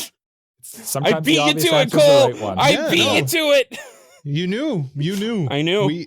We didn't plan this. No. Jay is just smarter than all of us. Yeah. Well, now you dug yourself a hole because you have to now come up with a subject for your teachers. Yeah, I'm already Yeah. thinking about it. Yeah, I'm thinking about it already too. I've done in myself in dirty. addition to my class, we have Freeren as the teacher. And how is she Nice. managing your class? I'm just curious. Like, what is her teaching style? So, I think like she'd be like a bit more laid back than like she's not a super strict teacher, but like I think Okay. she'd still, be able to get the job done. And She's be kind able of to a cool teacher a little Yeah. bit. That like she's Yeah. like a little. She doesn't really yell at you. She's not, but you Mhm. kind of just respect her a little Yeah. bit. I could see that. Mhm. Like I kind of look at how she teaches Fern magic. Mhm. As an example, like she's still like, I mean, considering how great of a mage Fern becomes, she's obviously a great teacher, but like she's not necessarily like the most, I don't want to say strict, but like the most like attentive teacher, if that makes sense. Yeah. Like she might kind of be a bit like lackadaisical and off the ball sometimes, but She has she'd faith still in be her able to get the job students done. too, May though. sleep in, I think you actually probably will sleep in. I think a good example of why Freeren is a great teacher is actually not Fern, but for Stark. Because Yeah. she takes Stark, who's like basically super powerful, and she teaches him to realize his true strength, basically. That's true. Mhm. And not by explicitly hands-on teaching him. She basically makes him realize himself what he's capable of, which I feel is That's a good point. It's a good sign of a teacher, Yeah. Yeah. Good Yep. pick. Good pick, Jay. Yep. Well thought out. Yep. I thought about it for a whole 5 seconds. Mike. Very well thought out. Very well thought out. Mike, who is your teacher in this class of yours? Yeah, class. Let's call it a Class. class. I was going to say It's- crazy class. in but this war zone of yours. What do you mean war zone? It's a perfectly normal class. watch it win It's a all the Call of polls Duty now. game going on in Mike's class. What do you mean a Call of Duty game? It's a It's normal like classroom. Fortnite in there. Yeah, It's a bunch of high school kids just hanging out. sure. Yeah. Who's your teacher? Aaron Yeager. Okay. So I wasn't sure who to go with for my teacher because they obviously have to wrangle this bunch of kids. I Mhm. thought about going with a character, but then I don't want to say them because I know you both don't really know them that well, and that just doesn't make for good podcasting. Sosuke Aizen was who I was going to go with, but Okay. instead Okay. I will go with a little character known as Shar Aznable as my teacher. Oh. Okay. Okay. Interesting. All right, very intelligent, very commanding. Mhm. He's going to be able to control these wild animals in his classroom as well. Mhm. And he's mysterious a little bit. He has a mask. Wild. Yeah. Yeah. As every going on teacher with needs that? a mask. Yeah. What's going Yeah, on? what's there? going on with that? Keeps him interested. Mm-hmm. But he's a little maniacal enough that he's able to understand his students and he's able to keep them in line. Okay, so Focus. we're talking Shar Aznable, not Quattro Bagina. Well, he might, some days maybe he comes in as Quattro Bagina. So he's got You some know? different. He's got different fits on different. Might be full days. frontal one day, you know? So what Maybe. you're saying is that so I don't know much about Shar Aznable, so you're gonna need to fill me in on this. Yeah. Do people know in the universe that Shar Aznable and this other, what's his name? Quattro Bagina? Quattro Bagina. That they're the same person, or do they have no idea? It's kind of like he's undercover. He's an alias, basically. Okay. So no. Is the principal, who is you? You're the principal Okay. in this scenario. That's how like you put the class It's a together. tough job. Yeah. Okay. Yeah. Would you know that they're the same person? Yes. Yeah, even though it's an Yeah. alias. Yeah. Okay. Or Mike actually loves maybe it. they use Quattro Bagina as like sometimes they like go undercover in the class, you know. So he's also Go a member of the undercover in class. I don't know, to spy on other classes, you know, Mm. Mm. Mhm. because there's gonna Who's be some that grown espionage man? happening with this class. Who's that grown man with the 80s outfit and shades and mullet? God, that guy looks cool. Yeah, I'm trying to think of what class Shar would teach. PE. He's teaching PE. He's a He gym seems teacher. like a gym teacher. Yeah. Yeah. Because Okay. he's very athletic. He's very capable with his body as well. And Yep. Yeah. I'm picturing the scene in like the original Gundam when he's like riding the horse, and like he's Mhm. canonically like super fast as well. That's his whole thing. He's a red comet. Yeah. Mhm. Yeah. Shar Aznavour's my teacher of my class of Yeah. villains. He's teaching equestrian stuff. Yes. Cole, who are Horseback you? riding. Who's your teachee?